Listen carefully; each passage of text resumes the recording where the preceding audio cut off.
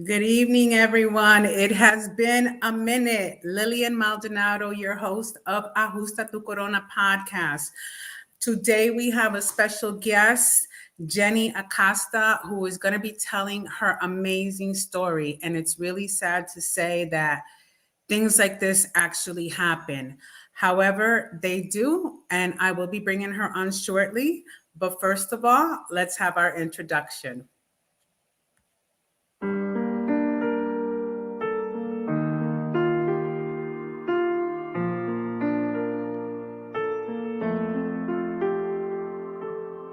I would start off with saying, if you ever need to talk about it, I'm here. They may brush you off and say, I don't know what you're talking about, or you just gave them that glimmer of hope that there's someone that they can talk to. Hay que vivir sin excusas. Algunas veces tienes dudas que tus sueños no se puedan cumplir. No encuentras la manera ni el camino que puedas seguir. No te demores. Welcome back. Hopefully, all of you are seeing this. We are live on Facebook, Ajusta Tu Corona. We are live on YouTube, Ajusta Tu Corona. This is a really important show. I need you guys to take action after this event. All of our events are very important, but this one is just the injustice of it. It just like tugs at my heart. So I need for all of you who are watching, make sure that you're writing us, say hello. Please banter back and forth. We need this. We need this show to take off. We'd like for you to share it with the news channels, with Victims Advocate, with the U.S. State Representative in the area, all of which I will give you information towards the end to contact these people. Do not think that things change unless you take action. You have to be an advocate for yourself and for others so that the injustice stops. Now that I'm all fired up, let me bring on Ms. Jennifer Acosta. Hi, Jen. Hi, Lillian. Thank you so much for being with us. Thank you for inviting me. I'm so happy that you're here. I have been trying to get this woman on this show now for months. But tell us a little bit about why you hadn't come on the show before. So for the past 2 years, I've been battling a domestic violence case against my daughter's father. This happened back in April of 2021. I was on my way to work. I parked where I usually parked in the garage of my workplace. And I was assaulted. I was stabbed a few times in the face. Once I got to the hospital and they were able to assess my wounds, and I was able to talk to the detective, he kind of hinted that there was a possibility that it was probably domestic violence, meaning it was my ex-boyfriend at the time. And so for the past 2 years, we've been battling that. In May of 2021, he was arrested. They had found evidence leading to him actually planning the whole attack. And it's been a battle ever since. March of 2022, he was released on bond. So he did 8 months in jail. He was released in March on bond, and ever since then he was on house arrest till yesterday. Yesterday was Tuesday, so till yesterday he was on house arrest. This week we were supposed to go to trial, and on Monday I get a call from my lawyer saying that they dropped the charges, that our witness fell through, and better luck the next time, basically. This just like I'm I'm speechless. And Mhm. let me tell you, that's hard for me because Mhm. I can talk to the walls.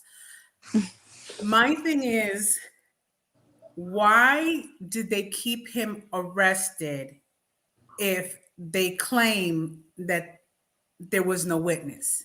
Why did he do all that time Right. if there was no witness? Right. Right. And honestly, that's a valid question. That's a question I ask myself because there's no way by law that you can keep somebody in contempt, like keep somebody arrested or behind bars, if there's not a single evidence of him doing the crime. And I'm just as dumbfounded as you are. I'm this is like shocking. Tell me, so when they did arrest them, they found information linking him Correct. to the Correct. attack on you. Correct. And did that information get washed down the toilet? That's what I'm saying. Like I don't understand. Today I've been on a mission, calling Harbor House, calling different centers. I called the state attorney's office, and on Monday, when my state attorney called me and told me that the charges were dropped and that my witness fell through, she made it seem like it was the judge who decided to drop the charges and the judge who decided that, the person who was going to testify wasn't a credible witness. But come to find out today, when I spoke to my victim's advocate, she told me that it was my lawyer who dropped the case. And the worst part of it all is, you know, she's supposed to be my lawyer. She's supposed to be defending me. She's supposed to be protecting me, fighting for me, being my voice, because obviously, I'm not a lawyer. I don't know a lot about the laws or anything. So I trusted somebody else, and honestly, she made it seem like we had a good case. She made it seem that everything was going to go through and that we were going to trial on Tuesday, and this all happened Monday, and I just lost it. Jennifer, you told me that before you had this attorney, you had another two attorneys. Correct. So you were Yes. basically bounced around Mm-hmm. and Mm-hmm. you ended up with this one, who the Mm-hmm. victim advocate now says she dropped the ball. Correct. She wanted to settle out of court. Mm-hmm. And And this, it's crazy to me because they try to kind of put a band-aid over the wound and say, well, um, at least he has a 10-year injunction. And honestly, like I told you the other day and how upset I was, a piece of paper isn't going to protect me. A piece of I paper agree. isn't going to keep him away. You know, this attack, he didn't personally do it. He didn't come and cut my face up. He sent somebody. Coward. So now the fact that the courts are allowing him to be free, how I see it is that in his mind, he's like, if I got off one time, I can do it again. And what's going to hold him back from doing it again? Because what if this time around his goal is to kill me? I, let's say he Uh, comes or he sends somebody to my house, because he's found my addresses before. So let's say he comes to my house, I get shot in the head or whatever the case may be. I'm dead. How am I supposed to call 911? I oh, just got sorry.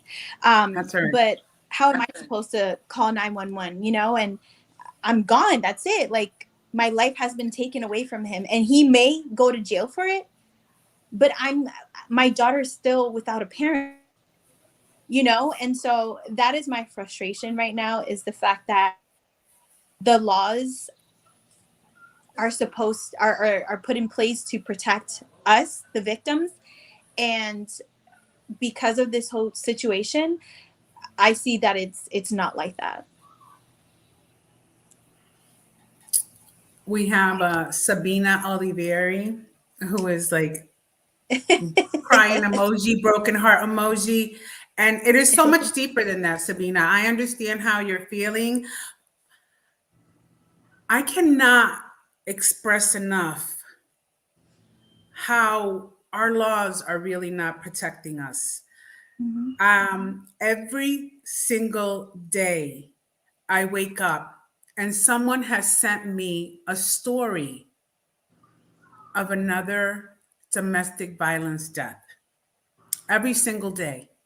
And it is not one, it is not two, it is not three. We are having women die Mhm. at the hands of their domestic partners, Mhm. and they are not enforcing stronger laws Mhm. to help us. Diane Claudia says she loves you. Mm. I love you. And we really, really, really need to start advocating more for this. I started Ajusta Tu Corona for the same reason. I was a victim of domestic violence many, many, many years ago, but it stayed with me in my heart, not as a victim. I surpassed it. Mhm. Okay. I went from victim to victorious, and we're going to tell your story in the end of how you are now victorious. I love you. However, I worked with a lot of women who were very submissive and were terrified of their partners. Mhm. So that enraged a fire in me to assist women of adversity focusing on domestic violence. And so far, what we are trying to do is we're going to do, not trying to do, is open up a safe haven for women. Mhm. And in the meantime, we are going around the United States and we're doing little pop up events which help in the healing. Have you gotten any therapy? Have you gone to see a life coach, a therapist, a psychologist, someone that can help you with what you went through? So in the beginning, I was going to a counselor for a couple of months, but realistically, like if you want a good counselor, you have to pay, and they're Mhm, expensive. So mhm, today, actually, I found out that there's other resources out there for me. There's free counseling. I found out that there's a center in Orlando that actually has counselors that I can speak to. I believe it's 24/7. So that's a nice like an extra help, like in mhm. case I feel that I'm too overwhelmed. It's nice to know that I have that opportunity or that choice to pick up the phone and call someone at any time and just vent, have somebody hear me out and just have someone to talk to, honestly. This injunction, what happens if he does come around you?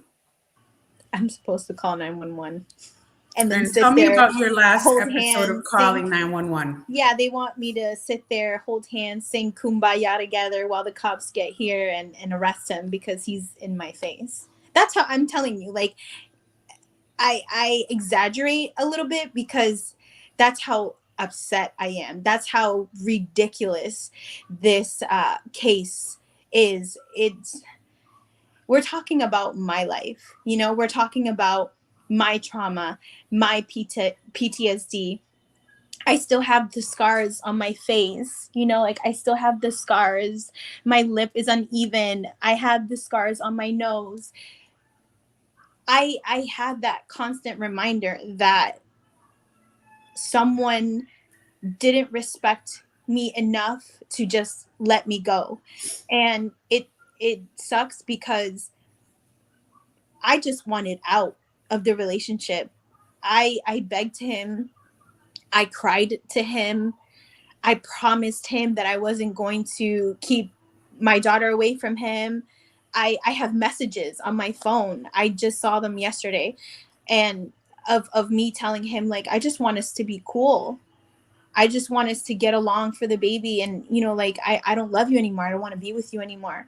And he made it seem like he understood, but then this whole thing happened. And not only that, the worst part of it all, and what haunts me to this day, is after I was stabbed, I was in the hospital, and I showed you the picture. Like, I had a very open gash on the side of my face. I'm gonna My see if I can try to show the Oh, picture. okay. Here we go. Yeah. Mm-hmm. So for those of you that are watching live, this is what she looked like after the attack from the hospital. I'm sorry, there's a glare. I was not able to upload it to StreamYard. Apparently, they only take videos. And this is the only picture that she has of her after the attack. So you can see that she was disfigured. Mm-hmm. You know, she has healed, but she still has the scars, and she's definitely Mm-hmm. going to have PTSD. Mm-hmm. I mean, those are constant reminders, those are never going to go away. Mm-hmm. And for them to drop the ball and drop the charges against him, I mean, she has physical Mm-hmm. to this day. It's been almost 2 years, right? Mm-hmm. It's been And they over 2 dropped the years. ball on this is there's no reason for this. So my question, I have some information here. When Jennifer, tell them about how they suspected it was him, and but they claimed that they couldn't catch him because they Mm-hmm. didn't have a firm address for him. Oh yeah. So they the parking garage has a surveillance camera right when you go in. So they were able to see the car that the attacker was in following me to the third floor. So that was one uh, evidence, or that was a piece of the evidence, was the surveillance video. Then they found, what was the other thing? Receipts of where he went to the rental place. And the people from the rental place were actually going to testify. They were supposed to testify. So that was another piece of the evidence. Another part too was the fact that he returned the car 3 days late. I mean, it's like Common it's like sense. yeah, it's common sense. It's like put two and two together. It's all right there in your face. So he has always been the type to bounce from house to house. He's never really had like a legit address, just the one that we shared because we lived together. But I mean, it took them a little bit to find him and figure out, like, and put the pieces together basically to have enough evidence to restrain him, to arrest him. So my question goes to, he was in your home Yeah. because you were trying to help catch him. So this whole situation happened. He was supposed to leave, right? Like, we were going through a separation. Well, apparently I was going through the separation by myself because he wasn't on board with it. He was against it. So we're trying to go through this separation. At this point, we're still living together. I kept telling him to leave the house. He didn't want to. He would tell me, let me try to make you fall in love with me again. Give me another chance. I want things to work. And I just kept saying, no, no, no. So we were still living together when this whole situation happened. And to make matters worse, after I was stabbed and I was in the hospital, this man came to the hospital and assessed my wounds. He saw my fresh cut up flesh. He saw the blood. That picture that you showed, that's how he saw me at the hospital. And finding out a few weeks later that he was the mastermind behind the whole plan is very sickening. It makes me sick to my stomach because he laid with me. He held me numerous times when I was bawling my eyes out in the middle of the night. He tried comforting me. When I was taken to the hospital, he had to come and pick up my car, and he was the one who wiped the blood off the seat, like off my car seat, off my steering wheel. Like I think about it now, and I'm like, wow, you're really sick. Like, what kind of human being can do that? You know, how can you plan something, see it follow through, and then still be next to the victim? Like, you're sick in the head. Like, there's no way. Like, no questions asked. And yeah, like the whole time we were together. He was living in the same house. The times that he's been out of the house was way before this whole situation, that they tried to serve him for some issue that we had with my daughter. So, but yeah. Was so before this attack took place, Mhm. was he abusive? Yes, So, okay, yes, he's always been abusive. abusive. Not so much physically, but mentally, emotionally. He would break my phones. I mean, I'm pretty sure he broke more than 10 phones of mine. He broke my laptop. He made a huge dent in my car one time. Yeah, I mean, he would disrespect me. I remember years ago, we were arguing because his thing was cheating. He was always cheating on me. And every time I would find out, as any other female would, you confront him, right? Like you would say, "Look, I have these messages. I have this proof. Like, you're cheating." He would call me a liar. He would say that I'm crazy.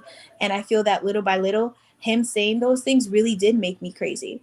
It really made me feel like I was going insane. And I started second guessing myself, like, am I making this shit up? Like, is this, you get me? Like, it Mm-hmm. really gets to Mm-hmm. you, especially when you're in that environment for so long. Mm-hmm. It did damage. It really did. Yeah, I agree. I'm a little concerned about, like you said, the injunction. Not a little, quite concerned. Mhm. There's been so many other people that have gone through the same, and unfortunately, not to put fear in you, but our audience, people that are watching out there is some information that I'm going to post, and I want you guys to help Jennifer. She's advocating for herself 100%, and that is awesome. Good for you. I'm so proud of you for doing that. But she's not the first. She won't be the last. Yeah. And we need to start advocating for ourselves, to start bringing much more attention to domestic violence. More laws have to be changed. Stricter rules have to be put in place to save these women and even the children, because now, unfortunately, because there's so much ease to getting a gun, they are going to, they end up killing the entire family. And then they Mm-hmm. end up killing themselves like cowards because they Mm-hmm. don't want to face what's coming afterwards.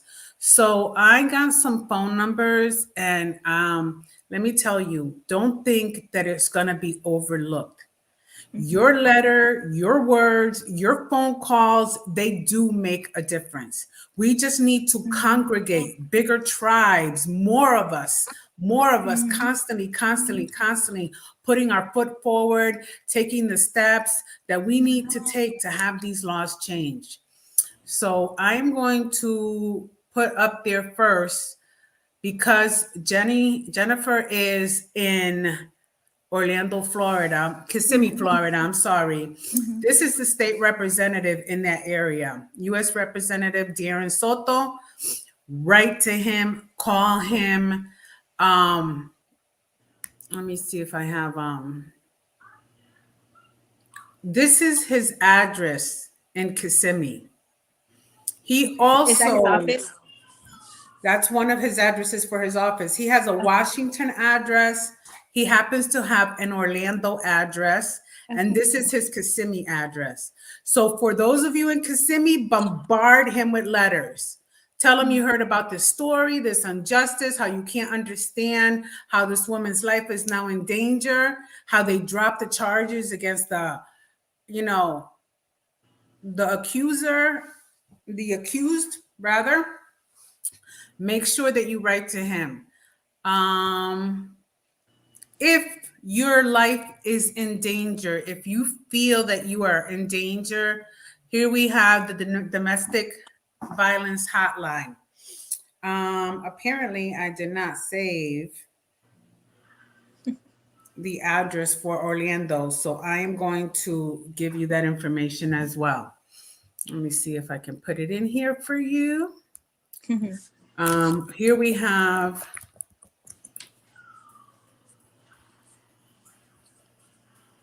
the victim's advocate contact information. Let me see. Did you get in contact with a Christina? I don't think so. I don't remember her name. I'm not sure. Okay. The victim advocate is Christina Valentin. This is from the Attorney General's office, the Kissimmee Police Department. And her phone number, I'm going to put it up now.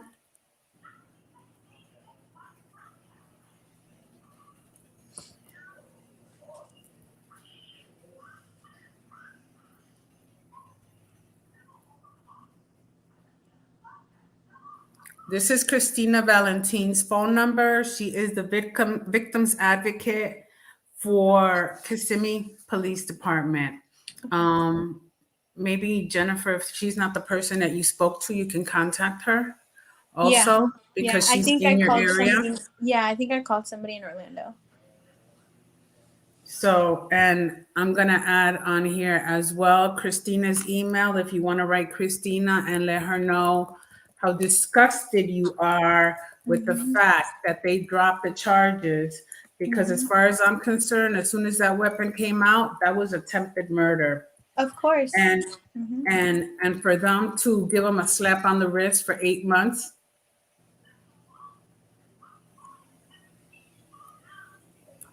it's just unbelievable. So this is Christina's email address. Christina Valentin at kissimmee.gov. People, get your little fingers moving, start writing these letters. If you wanted U.S. Representative Darren Soto's Orlando address, let me see if I have it. And for those of you who don't know what a victim's advocate is, a victim advocate is a professional trained to support victims of crime. And the victim advocate offers the victims information, emotional support, assistance locating resources, and completing the appropriate paperwork for victims' compensation. So that is what a victim's advocate does. And I would suggest that you reach out to them. I'm definitely going to be writing letters to a few people and letting them know about your case. If you're watching this video and you know anyone in the news that has a word or can reach out to Jennifer to get her story out there on the news and to say how she feels her life is now in danger. She has post-traumatic stress disorder. It's insane. So as I stated before, the representative is U.S. Representative Darren Soto. He covers the 9th District in Orlando, which is Kissimmee and Orlando. He also has a Washington address. I do not have his Orlando address, but if you go to soto.gov, I believe it is. Hold on a second.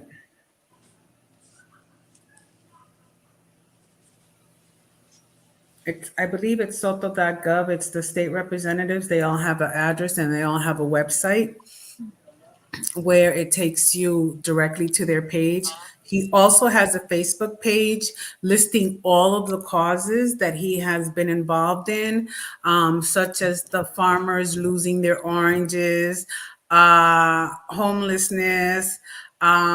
Unfortunately, the little bit that I scrolled through his page, I did not see anything on domestic violence. So maybe he needs to have a fire put under his butt and have him informed about this, and it it it comes to me as no surprise that domestic violence continues. What does come to me as a surprise, and in general, is that unfortunately our demographic happens to have um, more domestic violence. And because of this, why isn't this on the top of the list Mm-hmm. in areas where the demographic of minorities is so huge? Mm-hmm. I agree. That shocks me. That upsets me, and that is more of what needs to be brought to their attention. Because I am sure if I were to look in the papers in the area, we'd see it constantly.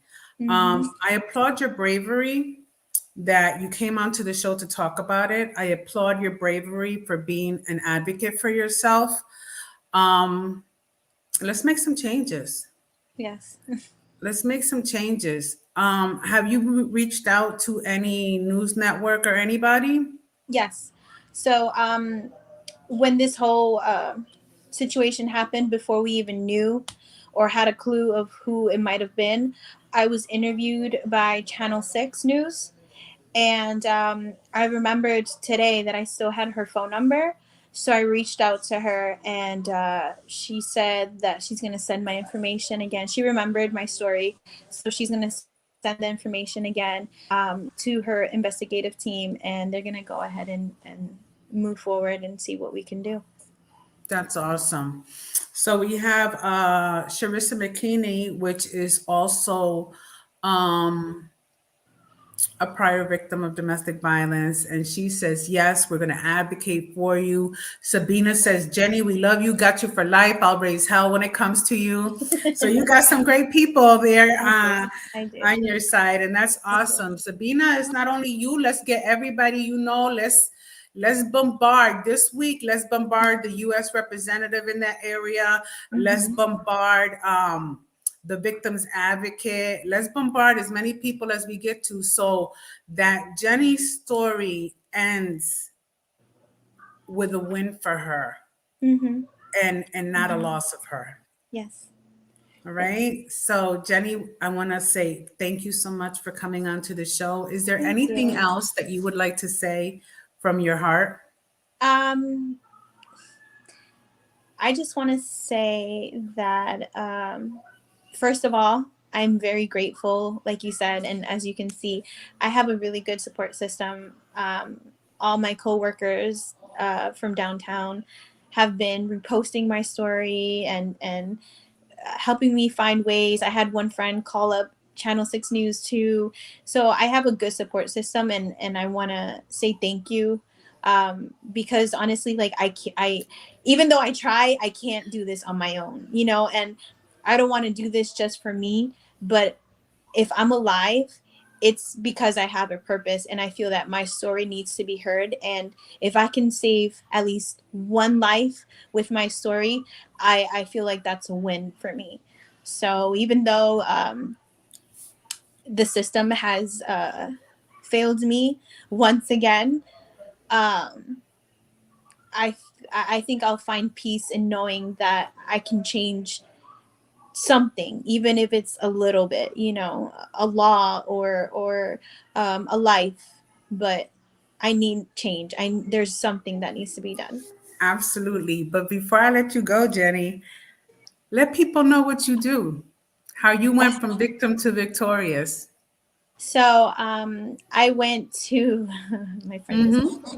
I went to school for aesthetics. So I'm currently a licensed esthetician. I'm also a makeup artist, and I love what I do. I love helping people look beautiful.